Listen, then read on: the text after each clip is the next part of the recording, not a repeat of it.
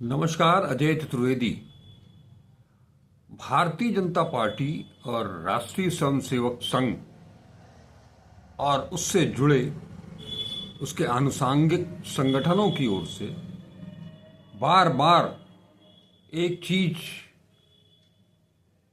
बात कही जाती है।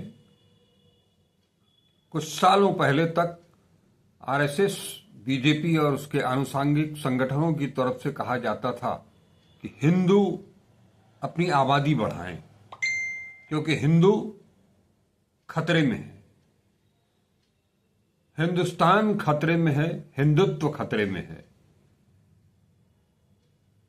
और अब ताजा तरीन एक राष्ट्रीय स्वयंसेवक संघ के प्रमुख मोहन भागवत ने नागपुर के कठाले कुल सम्मेलन में जो कहा है कि हर भारतीय को कम से कम 3 बच्चे पैदा करने चाहिए। हो सकता है उन्होंने जो तर्क दिया है वो तर्क सही भी हो सकता है, क्योंकि उन्होंने जो जनसंख्या वृद्धि अनुपात जो लगातार नीचे जा रही है उस पर चिंता जताई है और ये कहा है कि इससे समाज का संतुलन बिगड़ जाएगा। जनसंख्या विज्ञान का जिक्र है इसमें, और जिसमें कहा गया है कि जनसंख्या वृद्धि दर 2.1 के अनुपात से नीचे चली जाती है तो वह समाज असंतुलन का शिकार हो जाता है और धीरे धीरे शनै शनै नष्ट हो जाता है। जनसंख्या विज्ञान के आधार पर कही गई उनकी ये बात कई समुदायों, भाषाओं को नष्ट करने और खत्म हो जाने की ओर भी उन्होंने इशारा किया है। लेकिन हम ये जो कहना चाह रहे हैं कि ये जो देश है हमारा, जहां आज की स्थिति में एक बच्चे को भी पालना और उसे योग्य नागरिक बनाना, इंसान बना पाना मुश्किल हो चला है। न आपके पास उचित स्वास्थ्य सुविधाएं हैं, न शिक्षा के लिए उचित संसाधन हैं। सरकारी स्कूलों की स्थिति दिन ब दिन बद से बदतर होती चली जा रही है। लाख कोशिश की जा रही है सरकार की तरफ से। यही सरकार नहीं, इसके पहले की सरकारों ने भी बहुत कुछ प्रयास किया इसके लिए, और उनका ही प्रयास है जो कि आज थोड़ा बहुत जो संसाधन शिक्षा और स्वास्थ्य को लेकर के बचा हुआ है तो वो पिछली सरकारों की ही देन है। पिछले 10 सालों में शिक्षा और स्वास्थ्य की गुणवत्ता पर हमेशा सवालिया निशान ही खड़ा रहा है।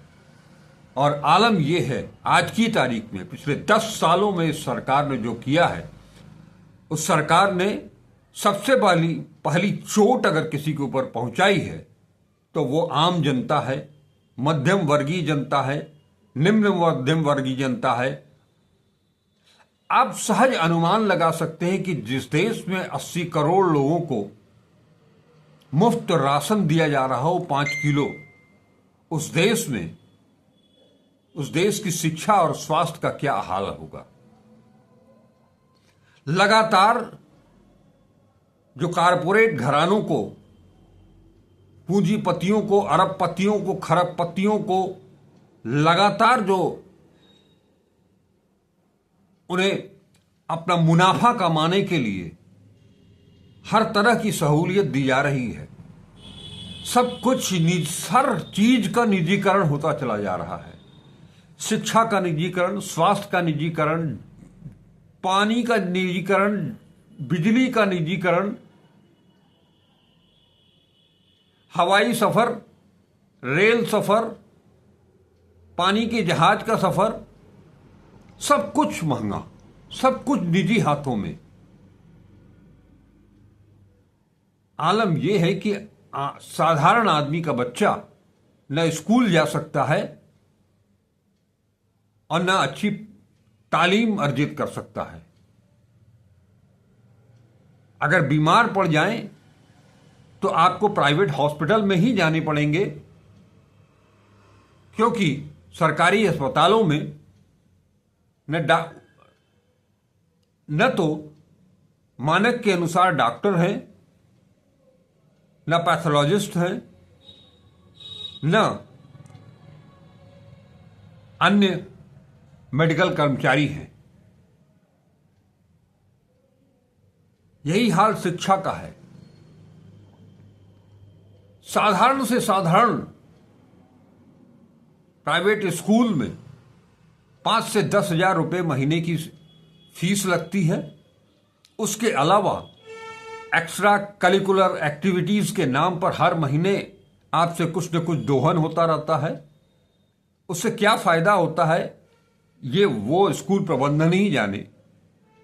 लेकिन स्थिति यह है कि आम आदमी अपना पेट काट करके एक वक्त का भोजन छोड़ करके, कभी कभी दोनों वक्त उपवास रख करके, हफ्तों हफ्तों महीनों महीनों, तब तो वो अपने बच्चों को पाल रहा है।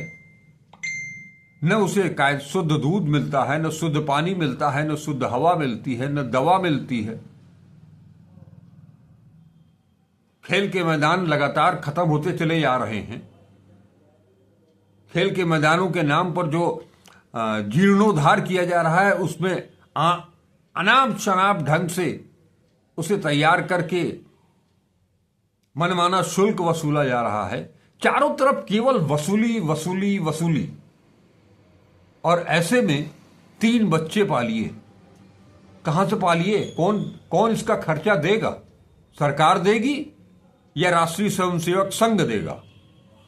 आप छोटी सी बात है, यहां का जीडीपी ग्रोथ रेट 2 साल में सबसे नीचे 5.4% पर पहुंच गया है।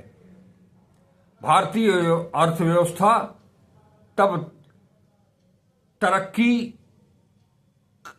करने का जो सपना दिखाया जा रहा है, जो लोगों को गुमराह किया जा रहा है, आलम यह है कि भारतीय अर्थव्यवस्था तब तक तरक्की नहीं कर सकती है जब तक इसका फायदा सिर्फ गिने चुने अरबपतियों को मिले। किसान, मजदूर, मध्यम वर्ग, गरीब तरह तरह की आर्थिक परेशानियां झेल रहा है, जूझ रहा है। अब इसका अंदाजा इसी से लगता है कि खुदरा महंगाई दर बढ़कर के 14 महीनों में के उच्चतम स्तर 6.21% पर पहुंच गई है। पिछले साल अक्टूबर की तुलना में इस वर्ष आलू और प्याज की कीमत लगभग 50% बढ़ गई है। रुपया 84.50 के सबसे निचले स्तर पर पहुंच गया है।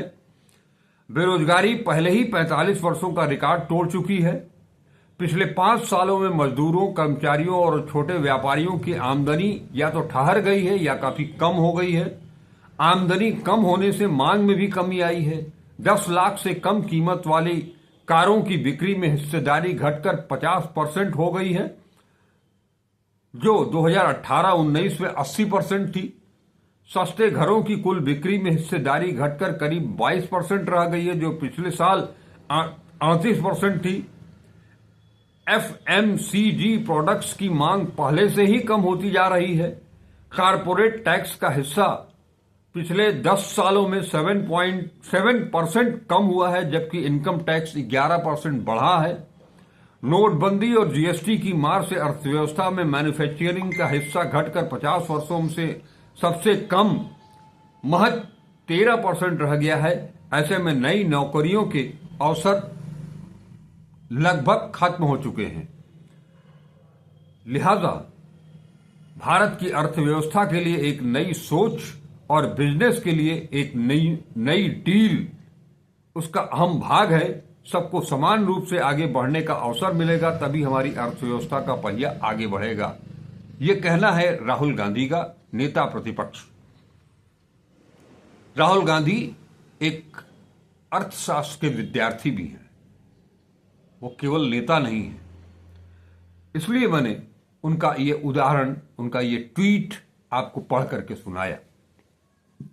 अब आलम यह है कि 80 करोड़ से भी अधिक लोगों को हर माह 5 किलो मुफ्त राशन देना पड़ रहा है। विश्व के सबसे अधिक प्रदूषित शहर किस भारत में है? दुनिया में कुपोषित बच्चों की संख्या अगर कहीं ज्यादा है तो वो भारत में है। बेरोजगारी का आलम अभी क्या है वो मैंने अभी आपको बताया। उसके बावजूद मोहन भागवत कहते हैं कि आबादी बढ़ाने की बात। उन्होंने नौजवान भारतीयों से अपील की है कि वे 3 बच्चे तो पैदा करें हर हाल में। भारत पहले ही विशाल जनसंख्या के मुकाबले संसाधनों की कमी से जूझ रहा है। मौजूदा आबादी को ही हम सभी बुनियादी सुविधाएं नहीं उपलब्ध करा पा रहे हैं। गांवों को छोड़िए, महानगरों में भी सबको स्वच्छ पेयजल आसानी से उपलब्ध नहीं है। गर्मी के दिनों में पानी के लिए लोग एक दूसरे पर हमला करने के लिए, मारने पीटने, उनकी हत्या करने तक के लिए आमादा हो जाते हैं। कोसों दूर जाकर के उनको जल संग्रहित करना पड़ता है। स्कूलों और अस्पतालों की स्थिति यह है कि जब चाहिए लंबी लंबी कतारें आपको दिख जाएंगी। ये सीजन चल रहा है, आप किसी भी प्राइवेट स्कूल में चले जाइए, आपको अंदाजा हो जाएगा आसानी के साथ। किसी एक विभाग में 100 पदों की नियुक्ति का जो विज्ञापन निकलता है, उसके लिए लाखों अभ्यर्थी आवेदन कर डालते हैं, जिसमें कि एक चपरासी की भी नौकरी हो तो उसमें MA, PhD, technical graduate, post graduate, PhD धारक अप्लाई करते हैं।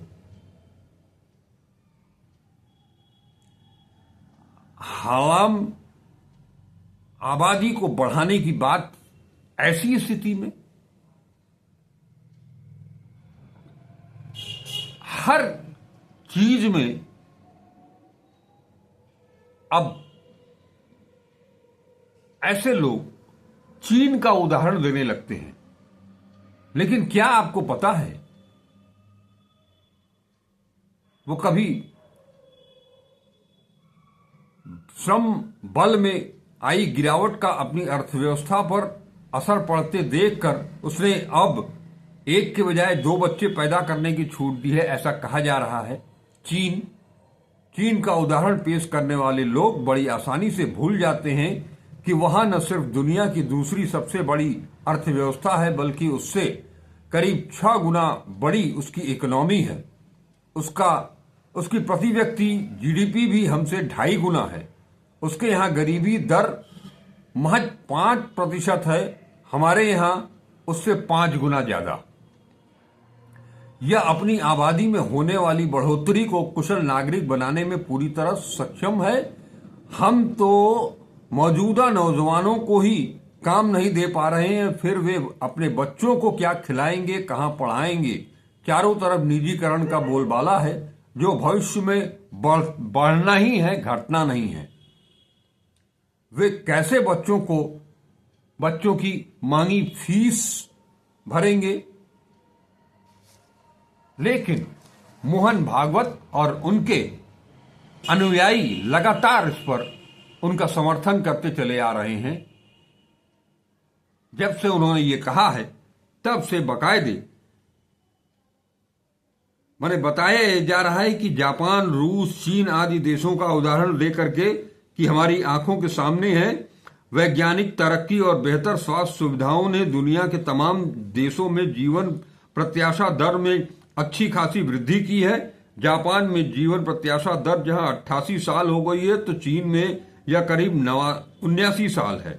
जनसंख्या नियंत्रण की नीतियों और सुविधाजनक जीवन पर होने वाले खर्च के कारण वहां की नई पीढ़ियों में 1 से ज्यादा बच्चे न पैदा करने, बल्कि शादी व बच्चे के बगैर लिव इन रिश्तों में के प्रति तेजी से आकर्षण बढ़ा है।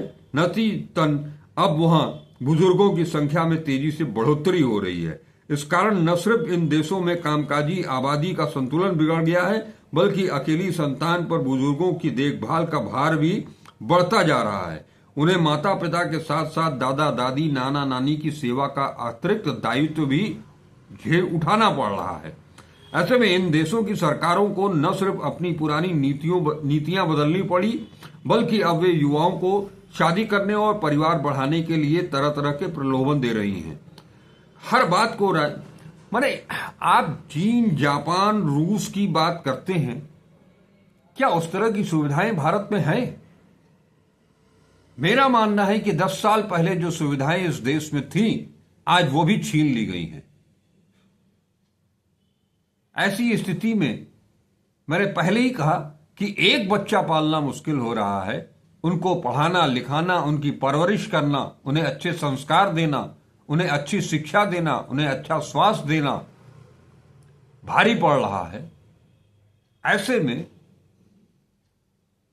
3-3 बच्चे, कोई कल्पना कर सकता है? ये सरकार अडानी और अंबानी के 16,000 करोड़ रुपए, 16 लाख करोड़ रुपए माफ कर देती है।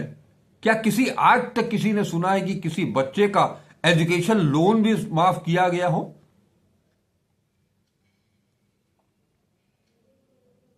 किसी की फीस माफ की गई हो?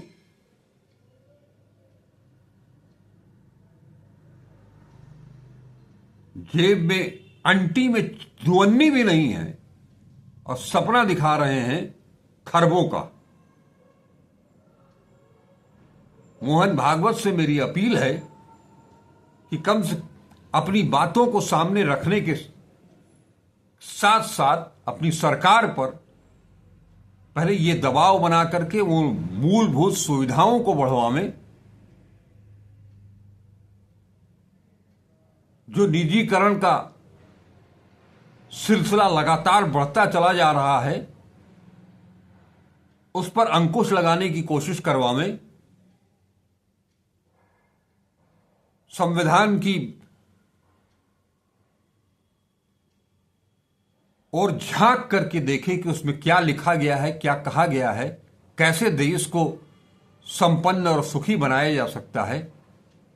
यहां के गरीबों को, यहां के किसानों को, मजदूरों को, मध्यम वर्गीय लोगों को, छोटे मझोले व्यवसायियों को पहले संबल तो दें, आप उन्हें खड़ा तो होने दें। आज तो सब बकैया चल रहे हैं,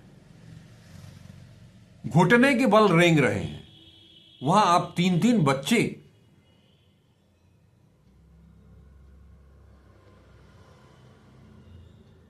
पहले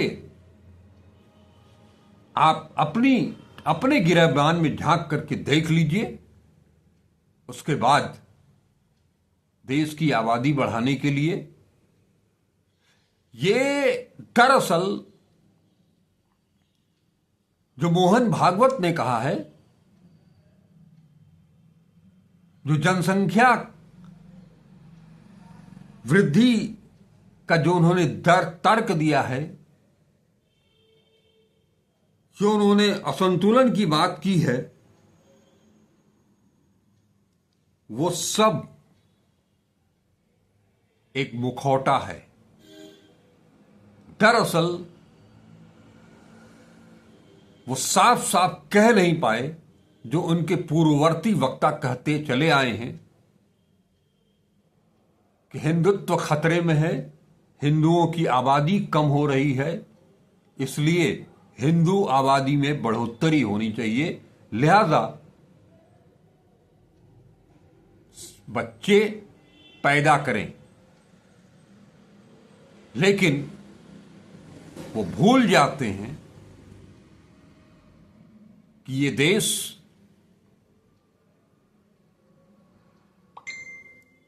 गरीबों का भी है, मजदूरों का भी है, किसानों का भी है,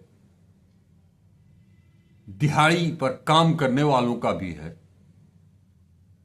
ऐसे लोग भी इस देश में निवास करते हैं जिनकी संख्या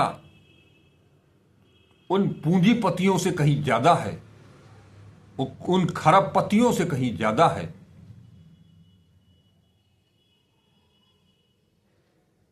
और ये लोग अपने बच्चों को दो तो छोड़िए, एक वक्त का भी पोषण युक्त भोजन नहीं दे पाते हैं। पढ़ाई लिखाई तो बहुत दूर की बात है। कुछ स्वयंसेवी संस्थाएं अगर न हो तो ये बच्चे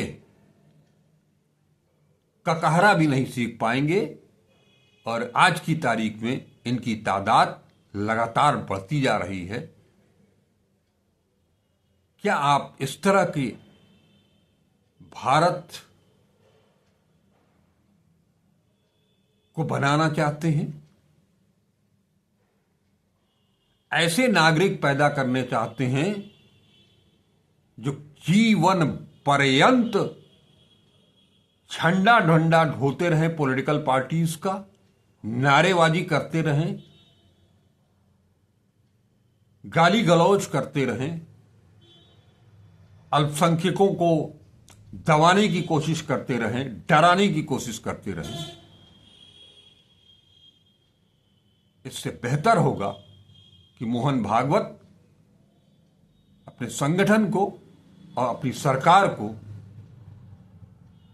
पहले ये सिखाएं, ये सबक दें कि देश की नौनिहालों